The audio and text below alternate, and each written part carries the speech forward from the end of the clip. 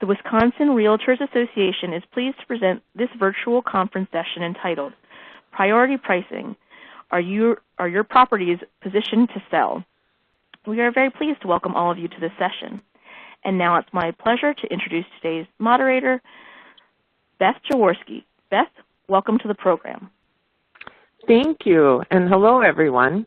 I'm Beth Jaworski, an agent with Shore West Realtors in Wauwatosa, and I'm also the WRA Real Estate School chairwoman this year. One responsibility of the Real Estate School is to provide interesting and informative educational programs to help you in your business. Today's session is full of valuable information guaranteed to help your business, so I hope you take full advantage of it and the knowledge our speaker can offer. Please feel free to ask questions at any time in the chat box, and I'll do my best to work with our speaker to answer them during our time together. If we are unable to answer all questions, we will respond after the program. So without further delay, let's get started. It's my pleasure to introduce our speaker, Pam Ehrman. Pam has spent her entire business career in real estate, obtaining her license at 18 years old. Starting at such a young age, she quickly learned the important role industry and product knowledge played in earning credibility with clients and customers. Her intense focus on acquiring that knowledge, combined with award-winning sales production, opened doors to full-time management by the age of 24. Since then, she's spent more than 25 years coaching individual agents and teams to their highest level of productivity and has created 2 well-defined training series specific to real estate business planning and the dynamic growth of real estate teams. She's been a senior instructor with the Realtor Institute for more than 12 years and was selected as the Real Estate Educator of the Year for the state of Virginia. We are so pleased to welcome Pam to the WRA virtual conference. Thank you, Beth. Thank you. I'm excited to be here. I actually have, I think, 4 sessions with everybody today, so I am excited to start with our first one, priority pricing. Are your properties positioned to sell? And I can say this is not really your grandma's pricing course, right? There are so many other factors that impact pricing, and I think sometimes when we're teaching pricing, we drill right down to the numbers. That's the only thing that we take a look at. And the truth is, to get a house sold, there are so many other things that we should be taking into account as we put that proper price or position that house to sell. So that's what we're going to talk about today. We are going to get to numbers, but we're going to talk about a number of other things. And let's start with this, the psychological impact of pricing. There is an absolute psychological impact on pricing, and I think any of you would agree that sometimes the seller's behavior, right, has a lot to do with pricing. So what are they thinking? And I want to introduce a couple of different reference materials today. One of them is a book called Sway. You may have heard about it. It was a really interesting book that I was able to kind of pull in and apply to what we do every day in real estate.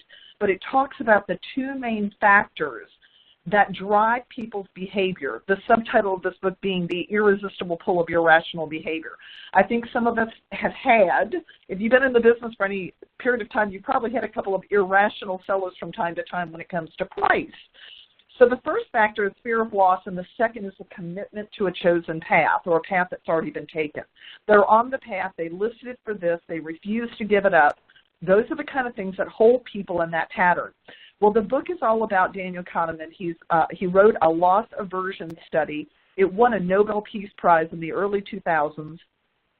And what he found is that people were driven by the emotional loss of something with twice the impact as the emotions that are associated for the ability to acquire gain. And that really has an impact when we think about what we're doing in real estate and pricing. So let me just throw this normal scenario out. We've all seen it, right? You've had a house on the market 30 days. The seller wants to, let's just say, purchase another. They must reduce the price. You've had it there. You know darn well a price reduction is going to be necessary. And they're stuck. They've got that fear of loss. They're going to lose money if they reduce the price. So what information can you provide the seller that would most effectively convince them to reduce the price? And so now we're really drilling into the psychological impact, because we as agents, as salespeople, have been taught to concentrate on the opportunity for gain. And so, of course, we start selling all the reasons why it'll benefit them in order to get that price down so that they can move on. And the reality is the fear of losing the money has twice the impact as the opportunity for gain that we're presenting to them. So it's like showing up for, a gunfight with a knife, so to speak. So here's the tip that I want to give you, that people's tendencies, again, to acquire gain, to avoid loss, has twice the impact as acquiring gain. And so when we're dealing with that individual, we have to move them off center. We've got to convert their thinking to what will they lose if they don't sell versus what will they lose if they do sell. Because where are they stuck? They're stuck on, what am I going to lose if I do sell? I don't want to give up that $10,000 you're asking me for. The question is, well, what will you lose if you don't sell, then Mr. and Mrs. Smith? And one of the things that I can offer you towards the end of this session today, there's a number of other things. In fact, you should have a handout that you're able to use and track with what we're talking about today. But one of the other things that I'm going to give you a resource for it is what I call a seller questionnaire, which are about 9-10 questions that we all probably ask along the way. But when we realize that what we're digging for is the seller's motivation, then we understand with much more clarity what they're going to lose if they don't sell, because they came into this process motivated to sell for a reason.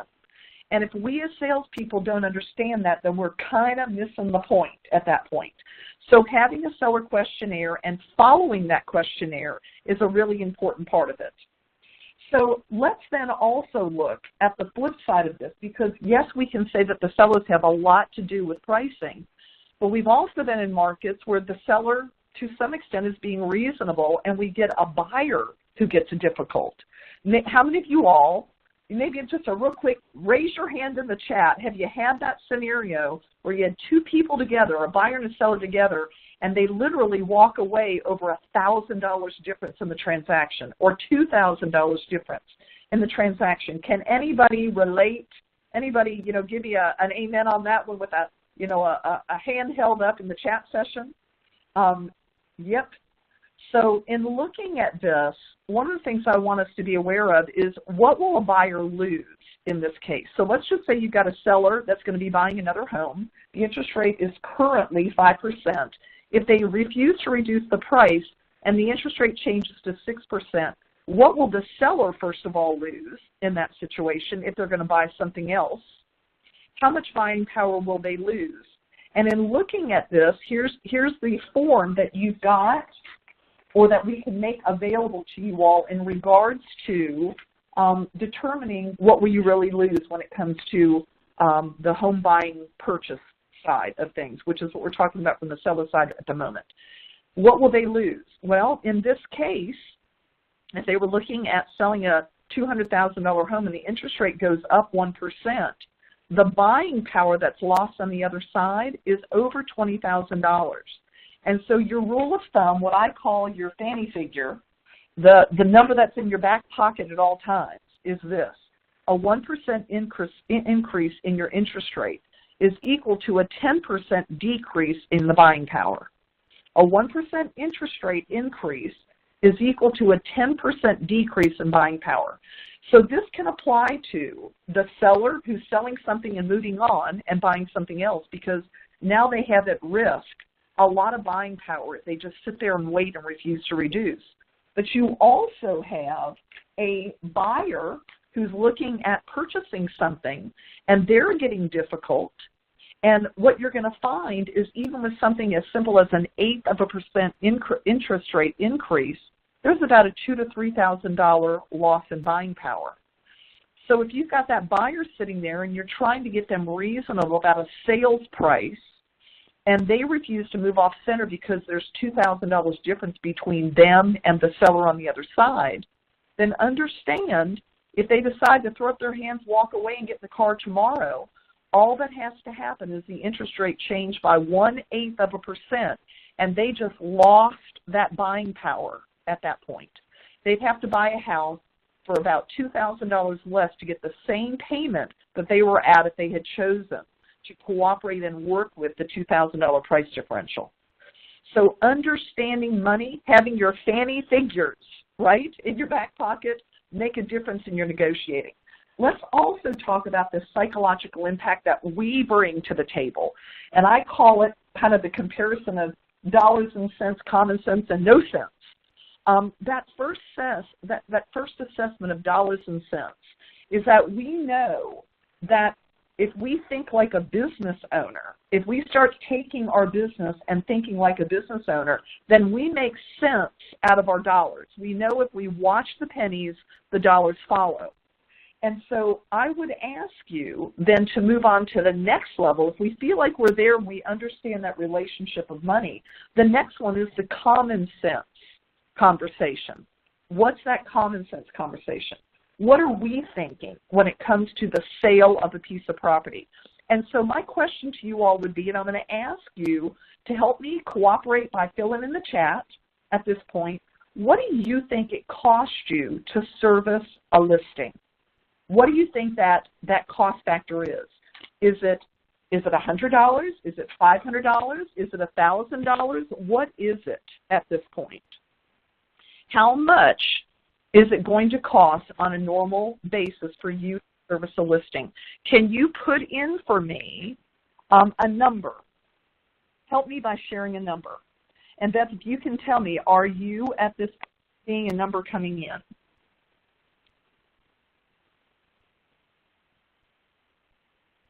Beth, do you see a number coming in?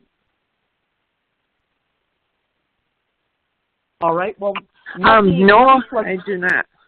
Not something yet, huh? Okay, guys. Well, let's figure this out then. If we're talking about the cost to service a listing, here's what I want you to. Thank you, Jackie. Jackie just threw one in there, $500. And I think that's a very reasonable expectation, because think about just what it cost us to put photos in, to get a virtual tour, to do a video. How about a drone shot at this point, right? And all the stuff that gets contributed into that house, the longer we're on the market, thank you, Ann, the longer we're on the market, the more money we're spending. So when we talk about the common sense approach, I want you to be thinking about this. First of all, RealTrends brought to the table that in their studies, and they go out and talk to a lot of people that are doing a lot of business. Thanks, Paul. About 62% of all agents, including companies, don't know what it costs to acquire a buyer or seller or keep a buyer or seller at this point. That's almost the majority of the agents doing business. And one of the things I want you to be aware of is if we look at, let's just say, we'll take this round number of $500. If we look at it costing us $500 to hold on to a listing, right, and we end up figuring out that for every dollar we invest, there should be a $6 to $8 return. We're not losing $500 on a house that doesn't sell. We're losing the potential of that income, which is if we invested that $500 properly, it should have earned us anywhere from 6 to 8 times our dollar. So that's $4,000 that kind of goes down the drain that we put into a listing that doesn't sell, that we ultimately don't sell, or we keep too long that it goes from $500 to $750 to $1,000. So that common sense factor, the psychological impact of pricing is so darn important. And then we get to really that no sense, that nonsense realm. And in looking at this, here's what we can say. How many of y'all have had that sign, right? Not just for sale, but still for sale at this point. Or the possibility of this one. We're going to kind of turn the tables at this point. We're going to talk to the public. We're going to reduce it, but we're not getting stupid or desperate, right? So in looking at the whole concept of pricing, we want to make sure that that wooden sign that we have in our yard isn't growing roots. That's when we get into that sense of nonsense, because pretty soon, not only are we losing money, but we are losing valuable time and having a distraction when it comes to that. We also can function in this fear of loss and this commitment to a path. It's like, man, I took this listing, and come heck or high water, I am keeping this listing at this point, and I'm selling it. And by the time the the thing finally sells, we're almost in the hole when it comes to the time we invested, the money we invested, and the check that we got. This is one of my, what I call my pearls, right? That the only thing that's worse than no listing is an unsaleable listing. And it's so true on so many levels. Not only do we have time and money, but here's the other thing, and I think this is the greatest impact when I'm working. And I do a lot of coaching around the country. I mean, my top coaching client planning for $1.8 million in income to the team in this coming year. So I've gone from brand new all the way up. But the one thing that's important is teaching ourselves to respect our time and our talent. And when we don't, when we take things and then we let people turn us into the issue instead of the property, the pricing, and the marketing, once that happens, it becomes easier and easier to allow others to do the same to us. So it's very important that we watch these numbers. All right, let's talk about the second impact on pricing. And thank you again for Jackie and Paul Michael. Y'all gave us some feedback on that one. I surely appreciate that. The economic impact on pricing. And that's going to come with, you know, the economy. What are the factors in the economy? I don't know if any of you all saw, but I did a Homes.com webinar in the last month that was all about the economic factors in any marketplace, the top six economic factors to track. And one of them is the cost of money. And we can see that the cost of money, the rates, so to speak, that were out in the marketplace were dramatically lower or are dramatically lower than they have been over the history of money. We're in a pretty darn good place. But because of that, we have to be sensitive to the idea that pricing a house right is unbelievably important, because here's what we know. Cheap money is not a seller's friend. So let's just throw out this scenario. $145,000 house, and I don't know if that's your particular average, but let's just use it as an example. That's all we really need today. Is let's just say you're looking at a house. The house can be listed for $145,000 to make this simple. And of course you go see the seller, and what does the seller want to do? The seller thinks their home is worth, in this case, $155,000.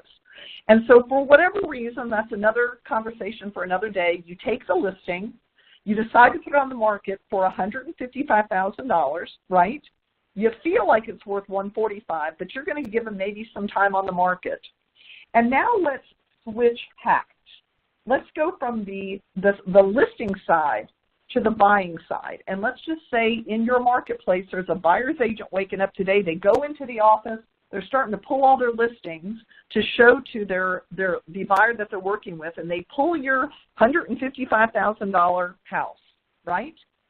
But at the same time, there's another one that came on the market, and it's $165,000. I think most people would agree that in cheap money markets, a $10,000 price spread is not an unreasonable price spread when you're choosing houses. And she puts her buyers in the market, and she goes and shows them your house, and it's on the market for $155,000. Of course, it kind of feels like $145,000 when they walk through, because that's what you know it's worth. And then she drives them down the street to that absolutely gorgeous $165,000 home that has the front porch. They have the knobs at the top of the railings. They got that little window at the top. They've got oh, by the way, it's a crawl space instead of a slab, right? And they use galvanized nails across the board throughout that house. They are impressed, and so they look at their agent and say, oh, man, we want this house. When can we write? And so my question to you, and the question to the seller should be, what's the difference?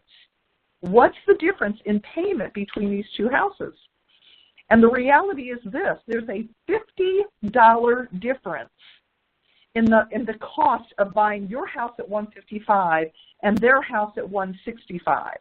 We all know that most people will pay $50 more a month for the car they want, let alone the house they want. And so here's another one of your fanny figures, right? Fanny figures. Let's just pull out an interest rate of 4.5%. You should know at any given time in this process that at 30-year money, a 4.5% interest rate is equal to about $5 per thousand. So for every dollar for every dollar that somebody spends, or every $1,000 that somebody spends on a house, it changes their payment by $5. So when we look at this, it's really important that when we're thinking pricing, that all of us should be having the cost of money conversation during our pricing appointment. John and Mary, it's important that you understand how easy it is for us to overprice our listing or your home. Let me show you what I mean. Because here's the difference with this particular transaction that I just gave you. There's a $50 difference in payment, right? There's a $10,000 difference in price between what you thought and what they thought. But to the buyer, there's a $20,000 difference in value. They walked into your house and thought, not so impressive, walked into the other house down the street for $50 more a month and went, wow, this is unbelievable, because there was a $20,000 differential in value. Okay? So, and it says, Beth, you had said anyone seeing multiple offers if the house is priced well. Absolutely, absolutely. And we're going to have a session coming up that is called Seeing Double and Multiple Offer Market Strategies. So we're going to talk about some of those things. I hope you'll join me in that one coming up as well. All right, let's drill into what we all know at this point, the market impact. And this is where we usually go. We're talking about pricing. A lot of times we're looking at the market impact first. We're going to go to our comps. We're going to be looking for active, pending, sold, look at the expireds, start to say, what's the market telling us?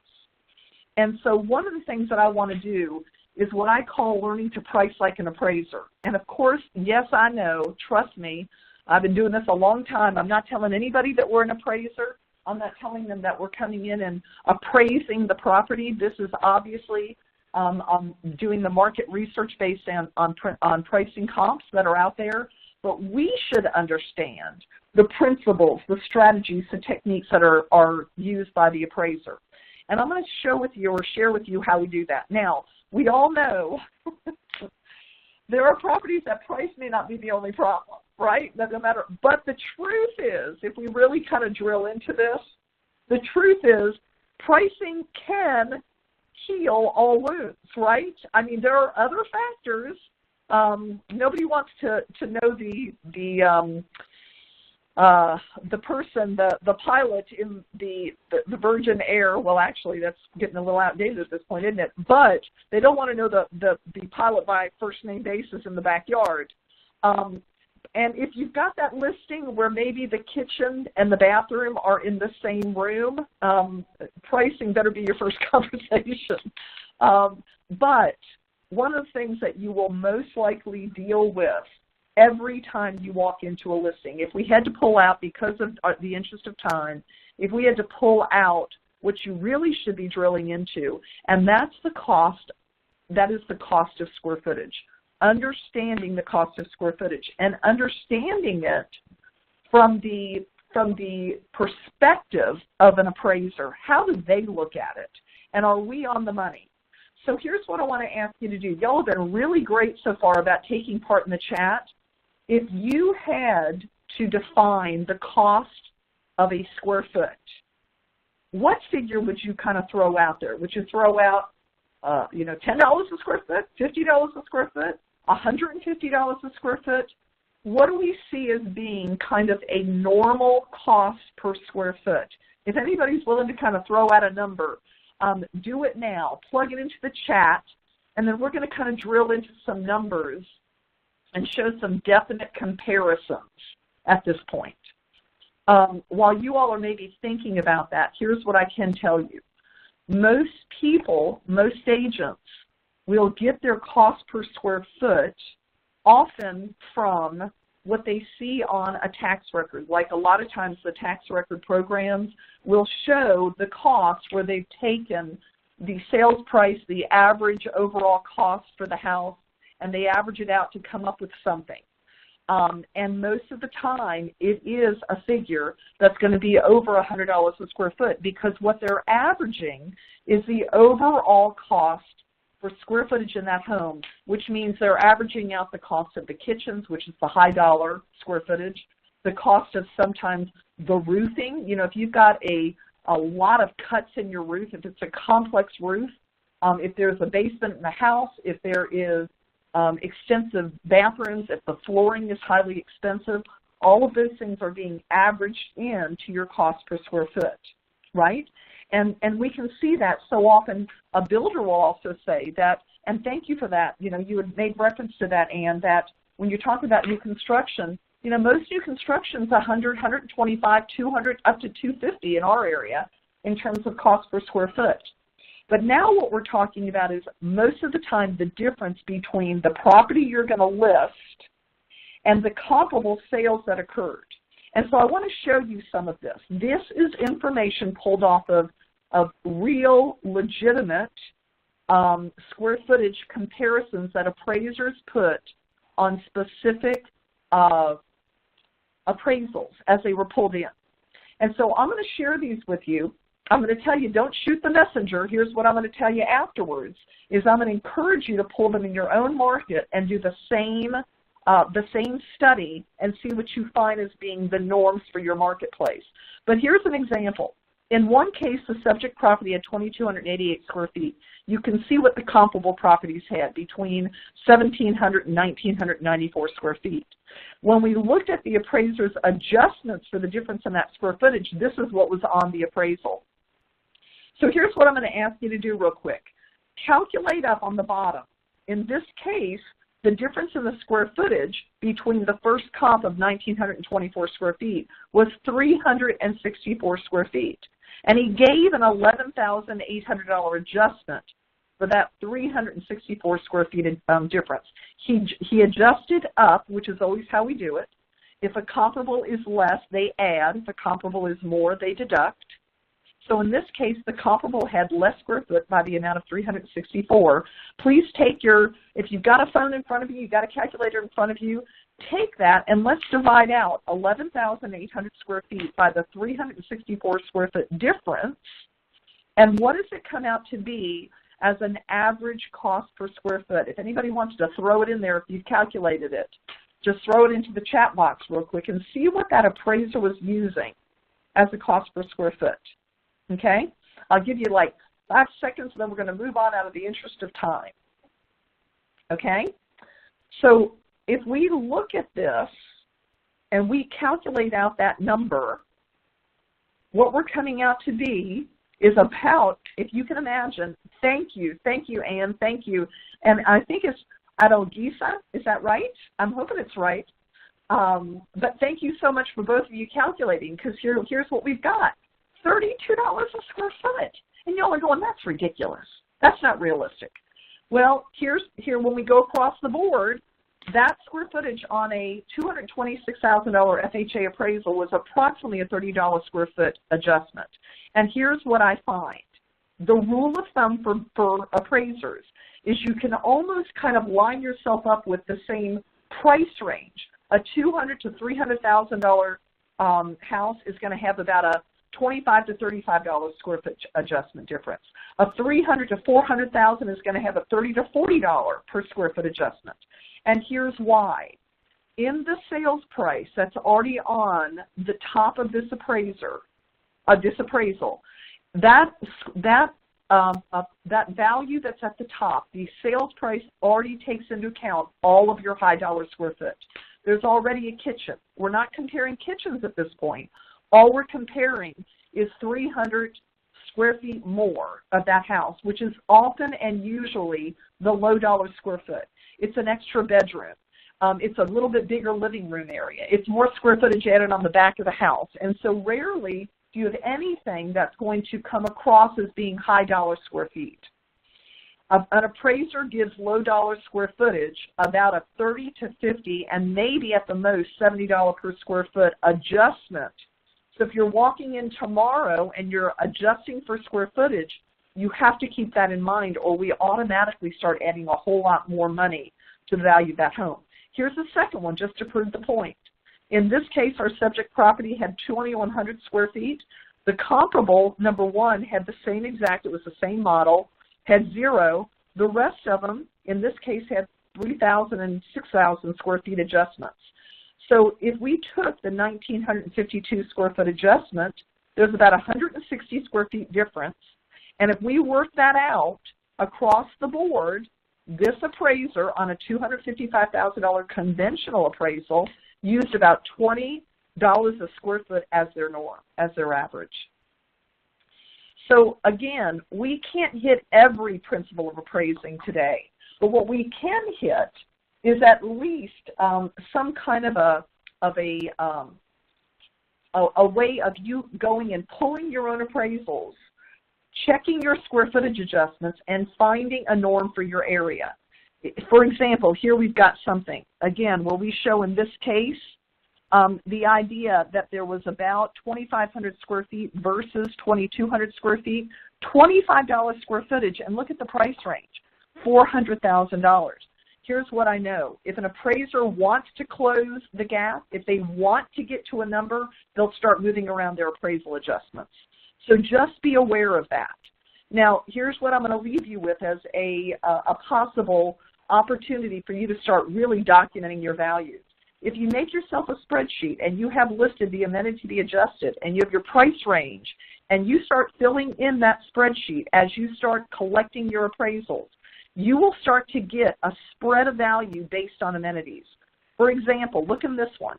You can see on the bottom how much, somebody fill it in for me real quick. Fence, you see it on the bottom? How much did they give a fence for one property having a fence and the other, in this case, our comparable, or excuse me, our subject property not having a fence? How much did they deduct because comparable 1 and comparable 2 and comparable 3 all had fences and our subject property did not? What's the adjustment? Okay? 5 seconds, and then we'll move on again. You see it along that line? Looks like 1,000. Yes, sorry, Ann. I'm sorry it's harder to read, but your eyes are good enough and you saw the $1,000. So good for you. That was the adjustment. And so here's what you can do. On my last appraisal, there was a fence adjustment. They gave $1,000 for it, and it was from $300,000 to $400,000. And as you go, what did they do on a fireplace? What did I get for an adjustment? What was the price range? Gosh, there was a full bath on that one. Let me see what their adjustment was. How about a garage, 2-car versus 1-car? What did they do? Where was the adjustment value? If you just keep adding as you get appraisals, make yourself a file. Put them in there. Make it an online, digital file. Make it something that's in your drawer, whatever you work best with, and start keeping. Every time you get them, look through, look for the amenity, and write in your adjustment until you have a spreadsheet that allows you to pull and say, you know what, Mr. and Mrs. Seller, I get it. I know that it costs you this much money to add that full bath. I know it was $10,000. It was a $15,000 addition to this house 5 years ago, right? But here's what I'm going to ask you to look at. Let me share with you some values where the appraiser gave a differential for having an additional bath. And yes, they'll make an adjustment for condition, and you can watch that. What are some of the condition adjustments they're giving? You can add that to your amenities. And you're absolutely right, Ann. That's where you get them. Hey, guys, when you get your appraisal, I want to put it in your file. Can you make sure I get a copy of it? And then start digging. Right?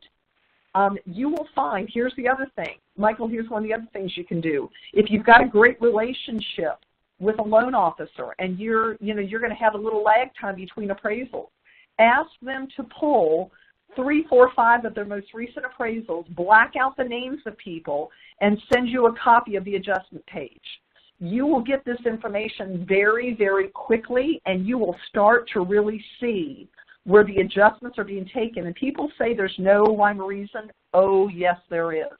You're going to start seeing very clearly how much an appraiser gives certain amenities, and you're going to start having a lot more confidence making those adjustments on your comparables and comparing them to your subject property or your new listing. And you're welcome, Michael. Okay, so a great, great way to start being really in a position of nailing your pricing. All right, let's talk about the marketing impact on pricing, not just the market, but the marketing impact on pricing. And let's go to one of the things that really matters, because here's what I do know. there are other solutions that could have a much greater impact on your top dollar, other than just taking a darn price reduction. Sometimes that's our first thought, is let's get this price down. When the reality is, how many of you all have seen a scenario where somebody stages a property and it could have even been on the market for a while, they raise the price and the darn thing sells, right? I've seen it. I managed offices for many, many years, and I'm going to give you a very specific example of that. But here's a dialogue that works every time when you're talking to a seller and you walk in and you look around and go, oh boy, and it is this: nobody pays top dollar for reality, Mr. and Mrs. Seller, right? Have y'all seen that kitchen before? How about the magnets on the refrigerator?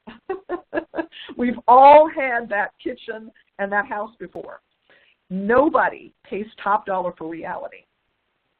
And so the reality then becomes, would you like to shoot for top dollar and make some of the adjustments, the renovations, the upgrades necessary, or would you like to sell in its present condition and adjust your price accordingly, Mr. and Mrs. Seller? That's what we'll be looking at. But look at this. I mean, you go in and there's the dining room being used as a place where the kids drop their stuff and a desk for them to do their homework. And this is what that same dining room looks like when somebody is staging it. We have to know somebody will pay more for that house, right? And here's one of your other dialogues. Your home is no longer a place to live, but a product to love. And think of it this way. Our challenge is this: we have to remove the emotion from the seller's side so that we can introduce the emotion to the buyer's side. The seller has to be willing to emotionally detach from the process and stop seeing their house as a place to live and know it's their responsibility to market it as a product to love. And if I gave you a great example, here's two. The investor offered the seller, in this case, $175,000. They spent nothing more than $24,000 for cleanup, improvements, but mostly staging. And you can see the differences between a room that looked like somebody lived in it or somebody set it up to love it. Somebody lived in it or somebody set it up to love it. And when they did this throughout the house and did what needed to be done from a staging standpoint, they had 18 showings, 3 contracts in 1 week, and sold for the highest price in the area. Staging makes a difference in pricing. And this is one of the things that we share with the sellers. Mr. Seller, my job is to make sure that when somebody walks in the house, they go, oh my gosh, this home's not going to be on the market for long. We better put in an offer now, right? And first, look at this. First impressions are formed in 1/10. This heals the person that drives up and says, we don't need to take a look at it. Have y'all had that buyer in your car, right? They drive up and go, oh my gosh, we don't need to go in this one. Because their first impression was, I'm not living in this house. And yet look at the difference of that house and this house by taking care of the door and the colors and a little bit of mulch. Big difference. So huge difference, Pam. And I hate to say it, but we are wrapping up near the end. Oh, yes, we are. Thank you, Beth. Thank you. You're welcome. Thank you. So let me just share some of these. You can write them in to your handout, keeping in mind that the staged homes, they sell in less time, they sell more. There are things that make such a huge difference. And just remember that the buyer is making a judgment within 8 seconds of walking in your home, okay?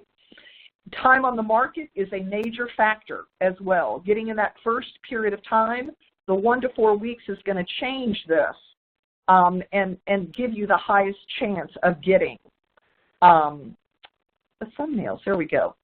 All right. Let me just share a couple of things with you really quick, because I want to make sure that we've looked at this whole idea of the technological aspects of marketing, and this is where we will wrap up. If we looked at, for example, the idea of what I call, and we'll leave you with this particular thought, okay? From the technological aspects, how can you use it in terms of pricing? And it's called what I call the open house marketing strategies. When I go in, I tell individuals that we're going to be looking at 2 weekend open houses. The first weekend coming in is to maximize the buyer's exposure. The second is going to be to maximize your negotiating position. In other words, if we get that house sold, I still want to hold it open the second weekend because I want to make sure that anybody coming through who has a fear of loss now, the house is gone. Oh my gosh, yes, here's my name and my phone number. We're going to maximize the negotiating position. And our goal is to get pinned up demand. So we're looking at listing that house on Thursday or Friday, holding it open on Saturday or Sunday. This is a great fast-moving market strategy. Ad boosting Friday, Saturday, or Sunday, and you're going to find that an ad boost is going to cost you somewhere about $50 to $75. Understanding, Mr. and Mrs. Seller, I'm going to be back in 12 to 14 days with a price reduction because my job is to eliminate pinned-up demand and maximize attention. Look at this. This is an ad boost. Look at what it shows. 7,000 people reached.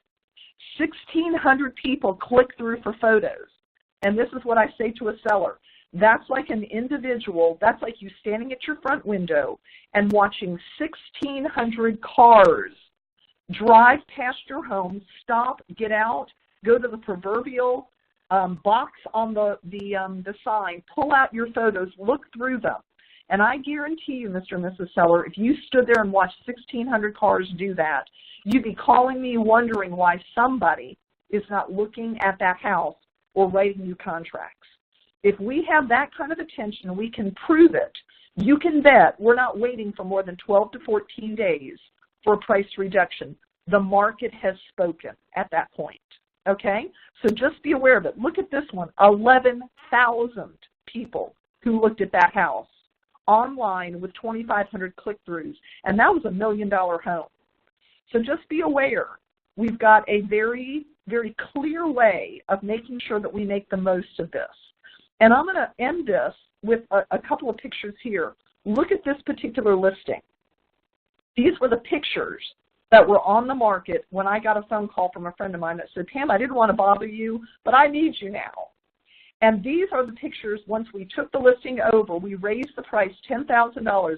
That is the exact same house with quality photography. And it was about $1,500 worth of money spent to upgrade a few things that were off of Craigslist for appliances. And that house sold 2 weeks later to a sight unseen buyer coming into our area that saw the pictures online and bought that house after 5 months on the market with someone else with those terrible pictures for more money, sight unseen, and closed on the home before they came to our market. Military buyer moving in. All right, we're going to wrap up, Beth. Here is the one thing I'm going to share with you. If you want some of the things like the seller checklist that I was sharing with you earlier today, and you just want to be able to download a couple of other things in regards to both pricing and some of the other classes that I'm going to be teaching today, if you just go to my site, Real Estate Guidance, Facebook page, Real Estate Guidance, Inc., there's a post in there. I'd love it if you would share your thoughts about today's class. I really, really appreciate when I hear that. And you can sign up and use a scan code to go into a group that will allow you to get more information. So that's it, Beth.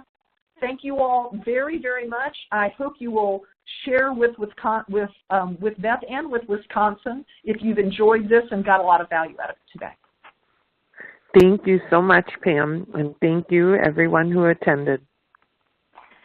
This virtual conference session has now concluded. Please close the window to exit out of the session and return to the main conference site to choose the next session to attend from the Day 1 agenda page. Thank you. You may now disconnect.